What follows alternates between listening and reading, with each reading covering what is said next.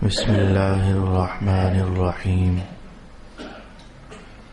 أفإن مت فهم الخالدون صدق الله مولانا العظيم.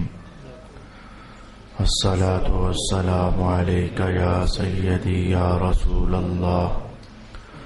الصلاة والسلام عليك يا سيدي يا حبيب الله.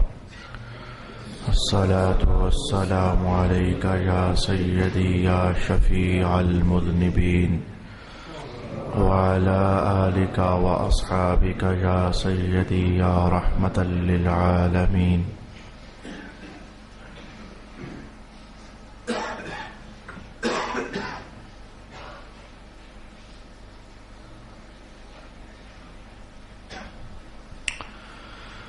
اللہ رب العالمین نے رسول اکرم صلی اللہ علیہ وآلہ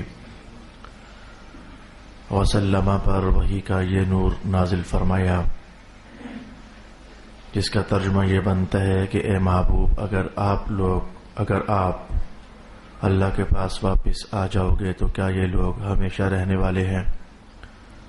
کہ اگر آپ وصال فرماؤ گے تو انہیں دنیا میں ہمیشہ رہنا ہے؟ یہاں پر رک کر ہم رسول پاک صلی اللہ علیہ وآلہ وسلم کی موت کے وقت اور وصال پاک کے وقت جو مختلف کیفیات، واقعات، حالات، آپ کا غسل، آپ کی تکفین، آپ کی تدفین، یہ سارے عنوانات ہم سیکھنے کا اہتمام کر رہے تھے. آج کی نشست میں گزشتہ بار تو ایسا ہوا تھا کہ رسول پاک صلی اللہ علیہ وآلہ وسلم کے جنازے کے متعلق آخری باتیں ہم نے سماعت کی تھیں، جس کا حاصل کلام یہ تھا کہ جو کچھ ہوا وہ ایک ہی تھا، معاملہ ایک ہی تھا. اسی ایک معاملے کو بعض محدثین نے نماز جنازہ کے ساتھ تعبیر کر دیا، اور اسی ایک ہی عنوان کو بعض محدثین نے ان الفاظ کے ساتھ تعبیر کر دیا کہ نماز جنازہ تو نہیں ہوا تھا. البتہ یہ ہے کہ صحابہ جماعتیں بنا کر حجرہ ناز میں داخل ہوتے، درود و سلام کے تحفے پیش کرتے، شکریہ ادا کرتے اور باہر نکل آتے. الغرض اسے جنازہ کہا جائے تو ہوگا یہ جنازہ اپنی منفرد نوعیت کا. اس میں کوئی باقاعدہ امام نہیں تھا، اس میں باقاعدہ وہ ساری کارروائیاں نہیں ہوتی جو کہ ہم جب آپس میں ایک دوسرے کا جنازہ ادا کرتے ہیں تو وہ کارروائیاں ہوتی ہیں. بس وہ اپنی ہی نوعیت کا جنازہ تھا. اس میں پھر صحابہ کون سے الفاظ رسول پاک علیہ الصلوۃ والسلام کے سامنے کھڑے ہو کر عرض کر رہے تھے وہ بھی ہم نے سماعت کرنے کی کوشش کی ہے. آواز بہت کم ہے نوید. بسم اللہ الرحمن الرحیم. الصلاۃ والسلام علیک یا سیدی یا رسول اللہ. الصلاة والسلام علیک یا سیدی یا حبیب اللہ. مولاي صل وسلم دائما ابدا علی حبیبک خیر الخلق کلہم.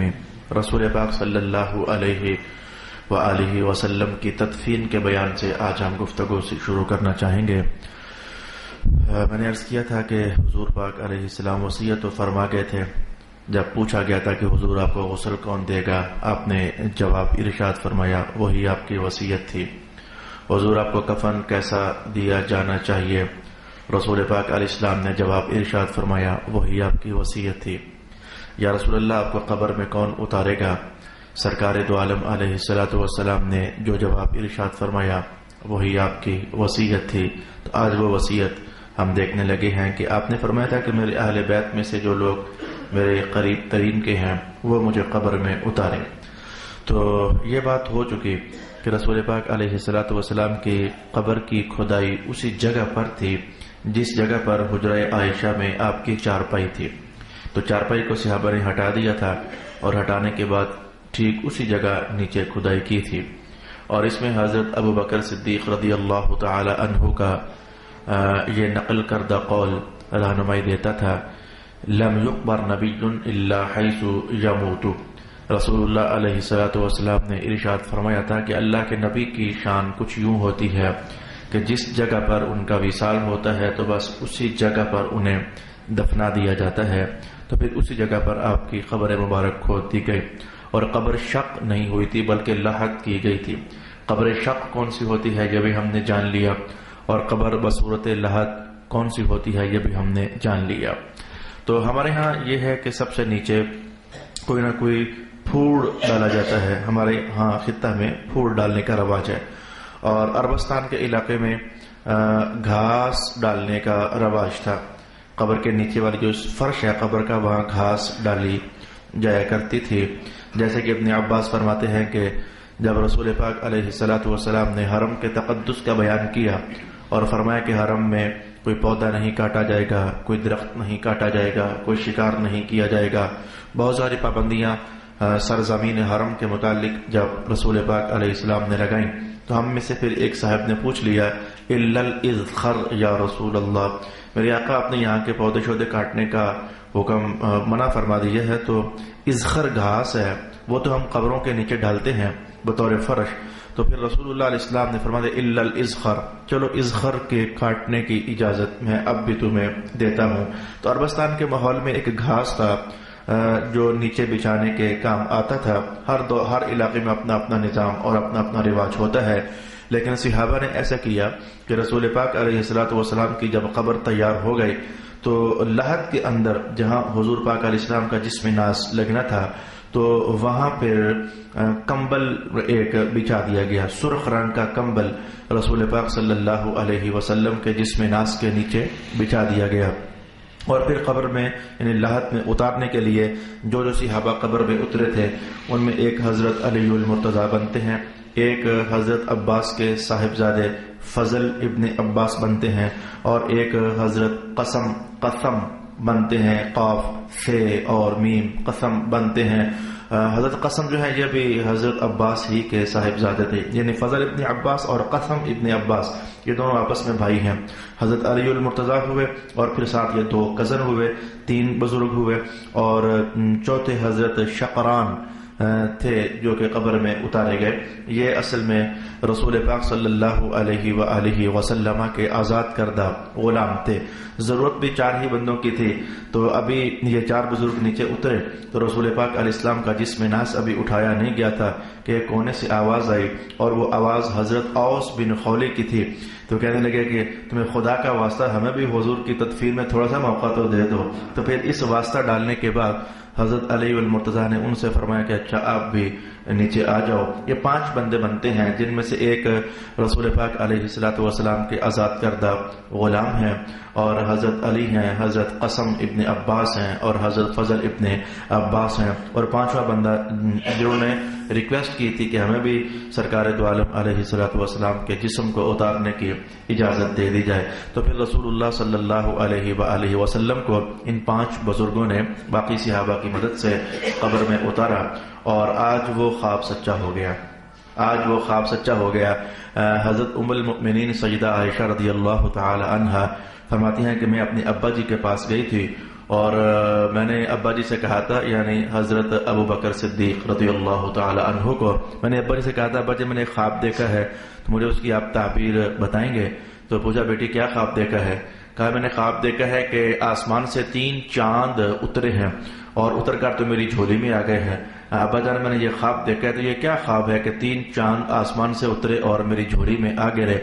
حضرت ابو بکر صدیق رضی اللہ تعالی عنہ نے ارشاد فرمایا کہ میری بیٹی اس کی تعبیر یہ ہے کہ تیرے حجرے میں اس کائنات کے سب سے اونچے 3 افراد دفن کر دیے جائیں گے، اور ان میں سے آج پھر سرکار دو عالم صلی اللہ علیہ وآلہ وسلم، آپ تم نبیوں میں سب سے اونچے نبی ہیں، ابو بکر ہیں، حضرت عمر ہیں، یہ نبیوں سے اونچے نہیں ہیں، لیکن نبیوں کی جو امتیں ہوتی ہیں تو امتیں ساری ایک طرف کر لی جائیں، نبی سارے ایک طرف کر لی جائیں تو سرکار دو عالم ان سے افضل، اور امتیں ساری ایک طرف کر لی جائیں تو حضرت ابو بکر اور حضرت عمر رضی اللہ تعالی عنہما یہ دونوں بزرگ ان سے افضل۔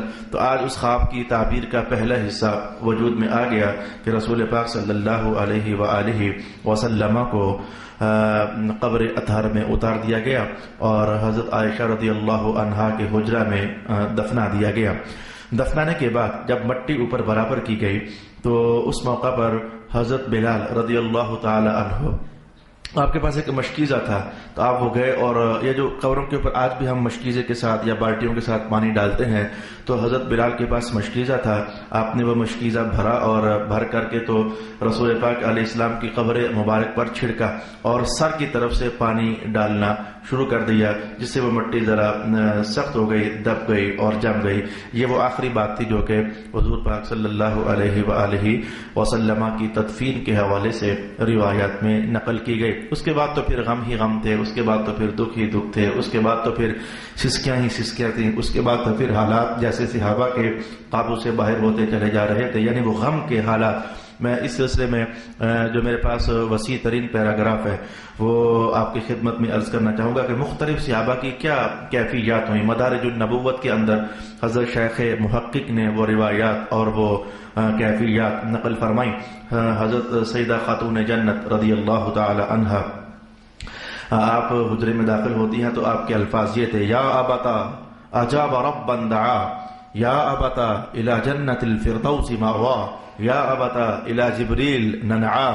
یعنی یار آپ وہ یادیں بھولتی تو نہیں ہے، وہ یادیں بھولتی تو نہیں ہے، پھر یہ خاندان ہی وہ ہے جہاں سینکڑوں نہیں ہزاروں بار آسمان سے فرشتوں کا آنا جانا لگا رہا۔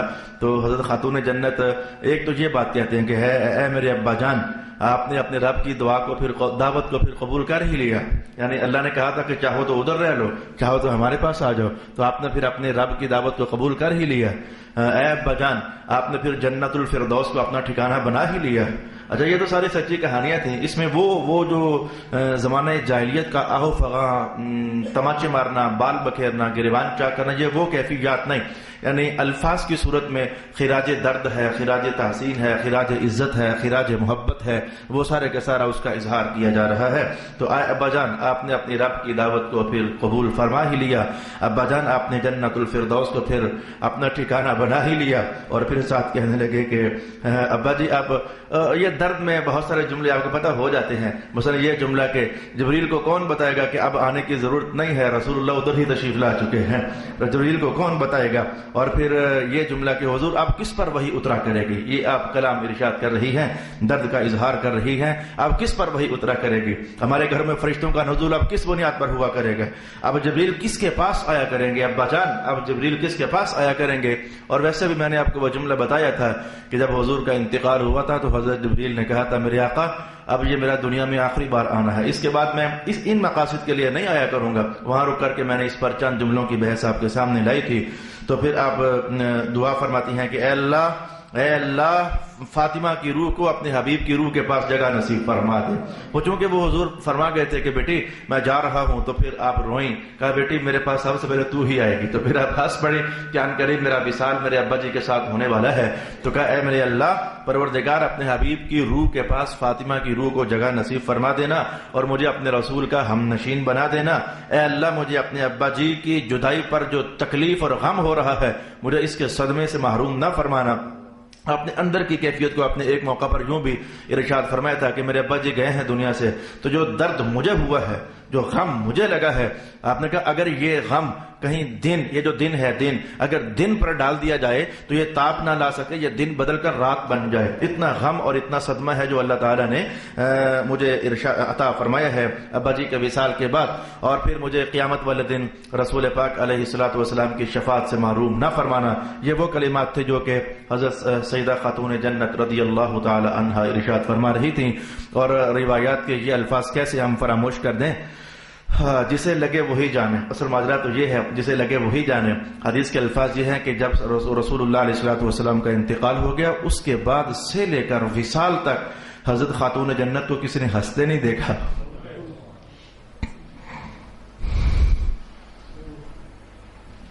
آپ کو کسی نے پھر ہنستے نہیں دیکھا، وہ غم جیسے ٹوٹ ہی نہیں رہا تھا، وہ درد جیسے ہلکا ہی نہیں ہو رہا تھا۔ تو پھر میں یہاں رک کر کے آگے بڑھانا چاہوں گا۔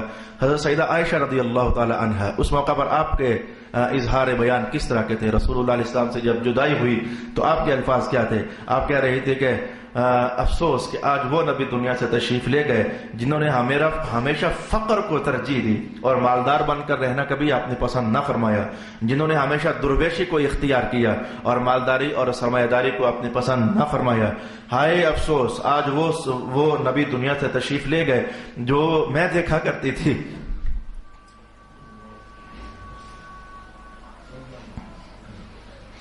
جو میں دیکھا کرتی تھی کہ رات بھر جن کا جسم بستر پر لگا نہیں کرتا تھا، ایک درد رہتا تھا کہ اے اللہ میری امت کو معاف نہیں کرے گا تو کیا. بستر پر لیٹتے تو پھر اٹھ پڑتے. یہ بے قراریاں میں نے دیکھی ہوئی ہے. عائشہ فرماتی ہے یہ بے قراریاں میں نے دیکھی ہے. پھر اٹھ جانا، بستر سے پھر اٹھ جانا، پھر لیٹنا تو پھر اٹھ جانا. تو میں نے پوچھنا حضور کیا بات ہے، کوئی بے قراری ہے آج کوئی طبیعت میں بے تابی ہے؟ کہ عائشہ بار بار کہتا ہوں اے اللہ نہیں چھوڑے گا میری امت کو. بس یہ باتیں ہیں جو مجھے بار بار بے قرار کرتی ہیں. تو فرماتے ہیں کہ افسوس، آج وہ نبی دنیا سے جا رہا ہے جو اپنے بستر پر رہ کر بھی، بستر آرام کی جگہ ہے، سکون کی جگہ ہے، لیکن وہ بستر پر لیٹ کر بھی اپنی امت کے لیے بے قرار اور بے تاب رہا کرتے تھے. افسوس، آج وہ رسول دنیا سے تشریف لے کر جا رہے ہیں. پھر فرمایا کہ افسوس، آج وہ رسول دنیا سے تشریف لے کر جا رہے ہیں جنہوں نے جرت اور استقامت کے ساتھ اللہ کے راستے میں جہاد کیا. افسوس کہ آج وہ رسول دنیا سے تشریف لے کر جا رہے ہیں کہ کافروں نے ستانے میں حد کر دی اور حد سے بھی ود کر دی، لیکن ان کے قلب منیر پر اپنے مشن کو پائے تکمیل تک پہنچانے کے جذبے ہمیشہ برقرار رہے اور کبھی رسول پاک علیہ الصلوۃ والسلام ان کی ان شرارتوں سے متاثر نہ ہوئے کہ ان کی شرارتوں سے متاثر ہو کر اپنا کام کرنا چھوڑ دیں. افسوس کہ رسول پاک صلی اللہ علیہ وآلہ وسلم نے یہ کیا جملہ بولا میں کہ سرکار دو عالم علیہ السلام نے غریبوں اور مفلسوں کے لیے جو دروازہ کھولا ہوا تھا، افسوس آج وہ دنیا سے جا رہے ہیں. اس دروازے کو چلائے گا کون؟ اس کی نگہبانی کون کرے گا؟ وہ غریب اور وہ مفلس لوگ اور وہ بے حال لوگ، وہ حالات کے ستائے ہوئے لوگ، آپ کس کا دروازہ کھٹکھٹائیں گے؟ یہ الفاظ حضرت ام المؤمنین سیدہ عائشہ نے فرمائے. اور یہ کہ ہائے افسوس کہ آج وہ رسول دنیا سے تشریف لے کر جا رہے ہیں کہ جن کے نورانی موتیوں جیسے دانتوں کو ان کافروں نے شہید کر دیا اور جن کی منور اور روشن پیشانی کو ان کافروں نے زخمی کر دیا. ابھی حضرت ام المؤمنین یہ کلمات فرما رہی تھیں کہ حضرت ابو بکر بھی ادھر تشریف فرما ہوئے. اچانک خاموشی ہوئی تو حجرے کے ایک طرف سے آواز آئی اور وہ آواز یہ کلمات تھے: السلام علیکم اہل البیت ورحمۃ اللہ وبرکاتہ. یہ آواز کل نفس ذائقۃ الموت وانما توفون اجورکم یوم القیامہ. ترجمہ اس کا یہ بنتا ہے کہ اہل بیت السلام علیکم ورحمۃ اللہ وبرکاتہ، ہر ایک کو موت چکھنی تو ہے، تو آپ کو قیامت والے دن بڑا اجر دیا جائے گا. خاموشی ہو گئی. ابو بکر صدیق نے ادھر ادھر دیکھا تو فرمایا کہ مجھے لگ گیا بتا یہ کون تھا. یہ حضرت خضر تھے جو تعزیت کرنے کے لیے آئے تھے، حضور کے گھر والوں کے ساتھ تعزیت کرنے کے لیے آئے تھے، اور یہ حضرت خضر تھے جو یہ جملے بول کر کے تو چلے گئے ہیں. حضرت شیخ محقق فرماتے ہیں کہ یہ کیفیت خاتون جنت کی تھی، یہ کیفیت حضرت عائشہ کی تھی. اب نام لے کر نہیں، اب آپ فرماتے ہیں کہ بعض صحابہ کے ساتھ یوں ہو گیا کہ یوں لگنے لگ گیا جیسے ان کی عقلیں سرب ہو گئی ہیں. یعنی جیسے بندہ کچھ سوچتا ہے، پریشان، وہ بیٹھا ہے تو بس بیٹھا ہوا ہے، ٹیک لگی ہوئی ہے تو ٹیک لگی ہوئی ہے، جدھر دیکھتے ہیں تو دیکھتے چلے جا رہے ہیں. اب یہ کیفیات ہر بندہ خود اپنے ہی حساب سے محسوس کر سکتا ہے. یوں لگ رہا تھا جیسے ان کی عقلوں نے کام کرنا چھوڑ دیا ہے. شیخ محقق کہتے ہیں ایک تو یہ ہوا، اور یہ فرماتے ہیں کہ بعض صحابہ ایسے ہو گئے کہ لگتا تھا جیسے ان کی قوت گویائی کسی نے سلب کر لی ہے. زبان میں یارائے کلام نہیں رہا، بات کرنے کی طاقت نہیں رہی. اس کی مثال آپ فرماتے ہیں کہ دیکھو یہ حضرت عثمان بیٹھے ہیں، یہ دیکھو حضرت عثمان بیٹھے ہیں، اور ادھر سے حضرت عمر ابن الخطاب تشریف لائے ہیں، اور گزرتے گزرتے کہہ بھی رہے ہیں السلام علیکم یا عثمان، سلام کر بھی رہے ہیں، لیکن حضرت عثمان بیٹھے ہوئے جواب ہی نہیں ہے. جیسے کہ وہ زبان میں وہ طاقت نہیں، وہ تاب نہیں، وہ کس زبان کے ساتھ میں سلام کا جواب دوں. حضرت عثمان ابن عفان رضی اللہ تعالی عنہ ان لوگوں میں سے تھے کہ جن کے بارے میں دیکھ کر یہ لگتا تھا جیسے ان کی قوت گویائی اللہ رب العالمین نے واپس لے لی ہے. اور بعض اصحاب کا یہ حال ہو گیا کہ ان کے اعصاب پٹھے جیسے ناکارہ ہو گئے، یعنی ہلنے کی طاقت نہ رہی، اور حرکت کرنے کی طاقت نہ رہی. اگر یہ سارا کچھ ہوا ایک مخصوص وقت اور ایک مخصوص ٹائم پیریڈ کے لیے ہی تھا، لیکن ایسے لگنے لگ گیا جیسے ان کے اعصاب کام نہیں کر رہے ہیں اور ان کے بدن میں ہمت اور جنبش نہیں رہی. اور شیخ محقق فرماتے ہیں کہ حضرت علی ان میں سے تھے کہ بیٹھے ہوئے ہیں تو ایسے لگ رہا تھا کہ جیسے اب طاقت نہیں ہے، اٹھیں تو کس کے لیے. وہ کسی بندے نے کیا کہا، مجھے مصیبت ہے شعر نہیں آتے، وہ شخص تو شہر ہی چھوڑ گیا اب بال بناؤں کس کے لیے. وہ جیسے وہ ادھر کا ایک جملہ ہے نا، تو علی جیسے سوچتے ہیں کہ اب تو وہ چلے گئے، اٹھیں تو کس کے لیے، سانپ چلے تو کس کے، کندھا ملائیں تو کس کے، تلوار لے کر للکارے تو کس کے، شانہ بشانہ. آساب جیسے ناکارہ ہو گئے اور بیٹھے ہوئے ہیں، چپ سادی ہوئی ہے جیسے. اور بعض صحابہ ہولے ہولے دعا کر رہے تھے، اللہ اکبر. وہ دعا کے الفاظ تو سنیں، دعا کر رہے تھے، اللہم ربنا صلب عنا عینیا، اللہم ربنا صلب عنا عینیا. اس کا ترجمہ کیا بنتا ہے؟ ہولے ہولے لگے ہوئے ہیں، ہولے ہولے دعا کر رہے ہیں، اے اللہ ہماری آنکھیں واپس لے لے، اب تیرے محبوب کے بعد ہم کسی کو نہیں دیکھنا چاہتے. دعا کر رہے ہیں، اے اللہ ہماری آنکھیں واپس لے لے، ہم اور کسی کا چہرہ ہی نہیں دیکھنا چاہتے محبوب رسول کے جانے کے بعد. یہ صحابہ کی غمزدہ کیفیات، اے اللہ ہماری آنکھیں واپس لے لے، اے اللہ ہماری آنکھیں. اور ایسے میں موقع بن گیا منافقین کو بکواس بازی کرنے کا. وہ اٹھے، ایک ادھر سے اٹھا ایک ادھر سے اٹھا، کہنے لگا ہاں کہتے تھے رسول ہیں، رسول ہوتے مرتے تو نہ. ان بدبختوں کی عداوتیں اور شرارتیں اور دشمنیاں اور حسد اور بغض اور کینے رسول اللہ کی وصال کے بعد تک بھی ٹھنڈے نہ ہو سکے تو باتیں کرنے لگ گئے. اچھا آج وہ جملہ آپ کو سمجھ آئے گا انشاءاللہ، سمجھ آئے گا کہ حضرت عمر رضی اللہ تعالیٰ عنہ نے اس موقع پر تلوار نکال لی تھی. مشہور جملہ اتنا ہے، تلوار نکال لی تھی اور یہ کہا تھا کہ اگر کسی نے کہا نا کہ حضور فوت ہو گئے، میں جان نکال دوں گا اس کی، گردن قلم کر دوں گا اس کی. میں اس پر اعتراض کرنے والے جیسے اس دور کے منافق شرارتیں، تو اس دور کے منافق بھی شرارتیں کرتے ہیں. لو حضرت عمر دیکھو نا، وہ کہہ رہے تھے کہ اگر کسی نے کہا نا کہ حضور مر گیا تو میں چھوڑوں گا نہیں اسے. تو بھائی فوت تو ہونا ہی ہونا تھا، تو ان کے یہ کہنے کا مطلب کیا ہوا؟ شرارتیں، اعتراضات. اصل ماجرا یہ نہیں تھا کہ حضرت عمر کو پتہ نہیں تھا کہ ہر ایک کو مرنا ہے، پتہ تھا انہیں، ہر ایک کو فوت ہونا ہے پتہ تھا انہیں. اس غم کے موقع پر یہ جو منافقین نے شرارت شروع کی تھی نا، آپ کا رخ خطاب ادھر تھا. جب کہہ رہے تھے اگر کسی نے کہا نا کہ حضور مر گئے ہیں، ایک ہم غموں سے صدموں سے نڈھال ہو رہے ہیں اور اوپر سے تم شرارتیں کر رہے ہو، اپنے تلوار نکال کر اثر میں للکارا انہیں تھا کہ اگر تم میں سے کسی نے کہا کہ رسول اللہ علیہ السلام کا انتقال ہو گیا، میں تمہاری گردن اڑا دوں گا، بدبختو اب بھی تم شرارتیں کرنے سے باز نہیں آ رہے ہو. یہ آپ کا وہ اس موقع کا جملہ منافقین کی طرف خطاب، رخ خطاب کر رہا تھا. تو حضرت ابوبکر صدیق ان دنوں جب وصال کی خبر ہوئی تھی تو آپ اپنے ایک گھر میں تھے جو گھر محلہ سخ میں تھا، محلہ سخ میں تھا آپ کا گھر. تو آپ کو اطلاع ہو گئی، آپ نے گھوڑا پکڑا اور گھوڑے پر بیٹھے. یہ آج کیسا شاہ سوار جا رہا ہے، گھر سے نکلے ہیں، ادھر سے گھوڑا دوڑ رہا ہے، ادھر سے نگاہیں رو رہی ہیں اور بڑے گھٹے گھٹے درد کے ساتھ آتے آتے یہ جملے بول رہے ہیں، واہ محمدا واہ محمدا. رو رہے ہیں اور یہ جملہ بول رہے ہیں، واہ محمدا. ترجمہ یہ کہ اے میرے محبوب آقا پھر آپ چلے ہی گئے، اے میرے محبوب آقا پھر آپ چلے ہی گئے، واہ نبی اے محترم نبی آپ پھر چلے ہی گئے. گھوڑا توڑا رہے ہیں سرپٹ اور رسول اللہ علیہ السلام کی حجرہ ناس کی طرف بڑھ رہے ہیں. مسجد میں سے باہر گھوڑا روکا تو دیکھا صحابہ کا جمع غفیر، پریشان تو سب ہیں. آپ نے نہ ادھر دیکھا نہ ادھر دیکھا کہ بس صحابہ نے بھی راستہ دیا، جانتے ہیں مقام آپ کا، نہ دائیں توجہ نہ بائیں توجہ، سیدھے حضرت عائشہ رضی اللہ تعالی عنہا کے حجرے میں داخل اور جاتے ہی رسول پاک علیہ السلام کے چہرہ ناز سے چادر کو ہٹایا اور چہرے پر بوسہ دیا اور چہرے پر بوسہ دے کر پھر یہ جملہ بولا، واہ صفیہ واہ نبی واہ محمد. درد اور کیفیات سے ڈوبی ہوئی آواز، واہ محمد. چومنے کے بعد وہ چادر پھر آپ نے چہرہ ناز پر رکھ دی، سکون نہ ہوا، پھر چادر ہٹا کر پھر سر پر بوسہ دیا، پھر آپ نے کہا واہ محمد واہ نبی. اچھا پھر وہ چادر چہرے پر ڈال دی، لیکن وہ چادر ڈالتے تو اوجل ہو جاتے، پھر چادر ہٹا لیتے. کئی حدیث کے الفاظ یہ ہے کہ نہ جانے کتنی بار اس دن حضرت ابوبکر صدیق رضی اللہ تعالی عنہ نے رسول پاک علیہ الصلوۃ والسلام کے سر ناس کا بوسہ دیا اور پھر آخر میں یہ جملے بولے، واہ خلیلا بأبی انت و امی طبت حیا و میتا، اے میرے محبوب دوست، آپ جب تک دنیا میں رہے آپ کا دنیا میں رہنا بھی بڑا پاکیزہ تھا، اب دنیا سے جا رہے ہو تو آپ کا جانا بھی بڑا پاکیزہ ہے۔ پھر آپ نے فرمایا کہ آپ کی ذات اقدس کی شان اس سے بہت بلند ہے کہ آپ ہم اونچی اونچی چیخو پکار کر کے تو آہو فغاں کریں آپ کی ذات کی۔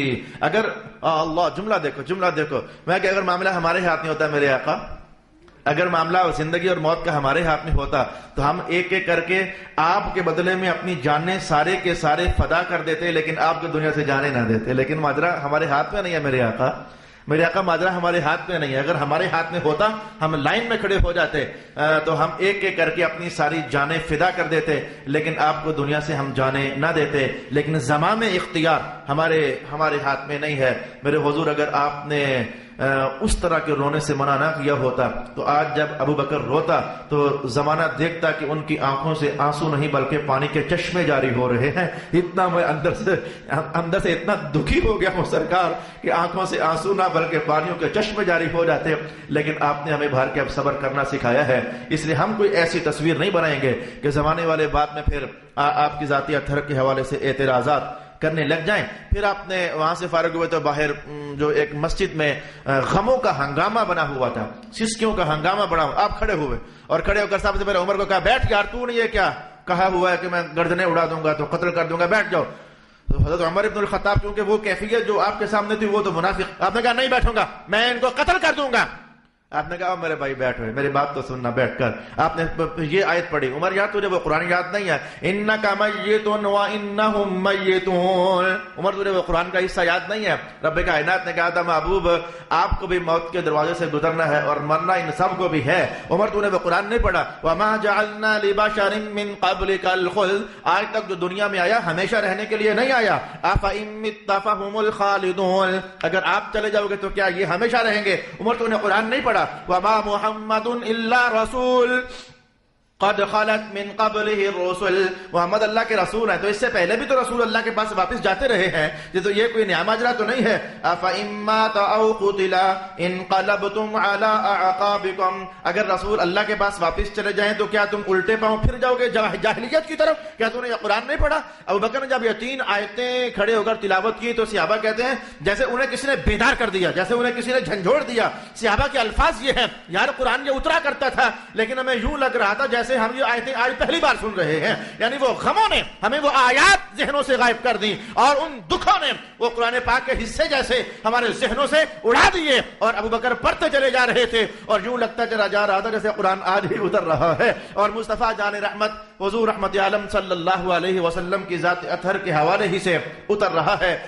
میرے پاس 2-3-4 منٹ رکتے ہیں، میں یہاں رک کر کے ایک روایت پیش کی جاتی ہے، اس موقع پر پیش کی جاتی ہے، یعنی اہل علم اس بات کو جانتے ہیں، جو کتابوں کے مطالعے کا ٹیسٹ اور ذوق رکھتے ہیں وہ یہ بات اگر کہیں پڑھیں تو میرا خیال ہے کہ انہیں بہکنے سے بچانے کے لیے ضروری ہے کہ میں حقیقت آپ کے سامنے لے آؤں۔ وہ الفاظ کیا ہیں؟ ایک حدیث بیان کی جاتی ہے کہ حضرت عائشہ رضی اللہ تعالی عنہا نے زمانہ جاہلیت کی طرح بہن کیا تھا اور اپنے منہ پر تماچے مارے تھے، جیسے خواتین کے ہاں رنگ برنگے سٹائل ہوتے ہیں، اور یہ روایت پیش کی جاتی ہے۔ یاد رکھنا چاہیے کہ یہ حدیث موضوع ہے، اور حدیث موضوع وہ ہوتی ہے کہ جس کی کوئی اصل ہی نہیں ہوتی، یعنی بالکل خالص جھوٹ ہوتا ہے۔ دوسرے لفظوں میں یوں کہہ لیں، حدیث موضوع کا معنی ہوتا ہے کہ یہ خالص جھوٹ ہے، بلکہ اس موقع پر جو ہوا تھا میں وہ الفاظ آپ کے سامنے پیش کرنا چاہوں گا۔ وہ لمبی چوڑی بحث ہے، وہ لمبی چوڑی بحث کو میں نے 2-3-4 جملوں میں سمیٹنا چاہا، جو ہوا تھا میں وہ آپ کے سامنے الفاظ پڑھنے لگا ہوں، اور یہ الفاظ ابن اسیر جزری کے ہیں۔ ابن اسیر جزری نے اپنی کتاب الکامل فی التاریخ کے اندر یہ الفاظ نقل فرمائے۔ الفاظ کیا ہیں؟ دنا الفراق والمنقلب الى الله وسدرة المنتهى والرفيق الاعلى الى ان قال رسول الله صلى الله عليه واله وسلم ثم ادخلوا علي فوجا فوجا فصلوا علي فلا تؤذوني بتزكية ولا رنة او كما قال رسول الله صلى الله عليه واله وسلم۔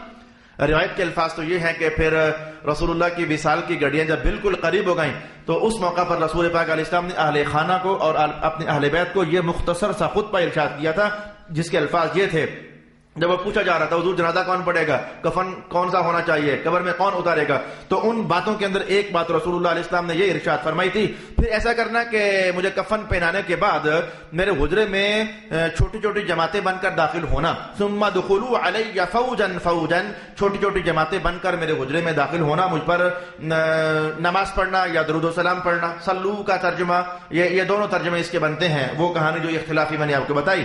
اب جملہ سن، میری وصیت ہے، میری وصیت ہے کیا؟ وصیت سنو حضور کی، اہل خانہ کے نام، اہل بیت کے نام، فلا تؤذونی بتزکیہ ولا رنہ، اور تزکیہ کے ساتھ مجھے اذیت نہ دینا۔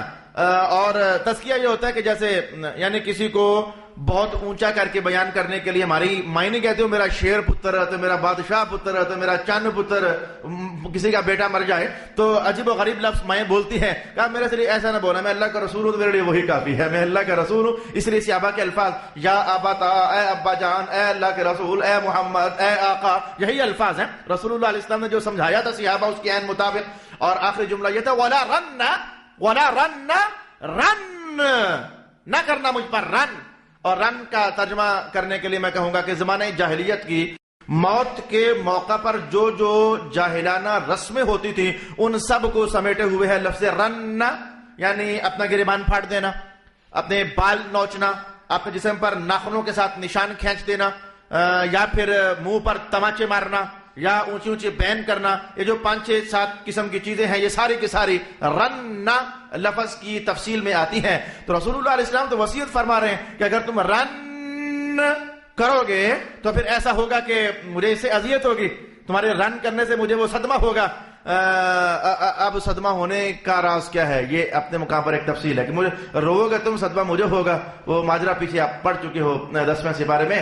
رب کائنات نے کہا کہ جب تمہیں کوئی تکلیف ہوتی ہے نا تو تمہاری تکلیف دے کر غم مصطفیٰ محسوس فرماتے ہیں، جو قرآن پاک نے بیان کیا رسول اللہ علیہ السلام کی عظمتوں کا۔ تو حضور نے تو رن کرنے سے منع فرمایا، اس نالائق اور بدبخت انسان کو یہ روایت بناتے ہوئے اور گھڑتے ہوئے شرم نہ آ سکی کہ جس نے یہ بول دیا کہ حضرت ام المؤمنین سیدہ عائشہ، ازواج کی دنیا میں سب سے زیادہ علم بھی آپ کے پاس، سب سے زیادہ رونقیں بھی آپ کے پاس، سب سے زیادہ محبتوں میں بھی آپ رہیں، اور سب سے زیادہ روایتیں بھی آپ نقل فرمائیں، اور آخری کیفیات میں آپ شریک سفر رہیں، اور وصیتوں کے وقت حضور کے پاس رہیں، اور حضور کہیں بھی کہ رونا نہیں ہے، یعنی یوں رونا جسے رننا کہتے ہیں، تو پھر بھی حضرت عائشہ ایسا کریں، یہ اس بدبخت انسان نے اہل بیت کرام پر تہمت لگانے کی کوشش کی ہے۔ اگر کبھی ایسی روایت نظروں سے گزرے تو صرف یہ دیکھ کر کے کہ فلانے مورخ نے نقل کی ہے، یہ بات اتنی کافی نہیں ہوتی۔ حدیث بھی ہونا تو اسے پہلے قرآن کے ترازو میں تولا جاتا ہے، کہیں ٹکراؤ تو نہیں ہو رہا ہے، تو کسی تاریخ نگار کا قول بھلا پھر کیسے فوراً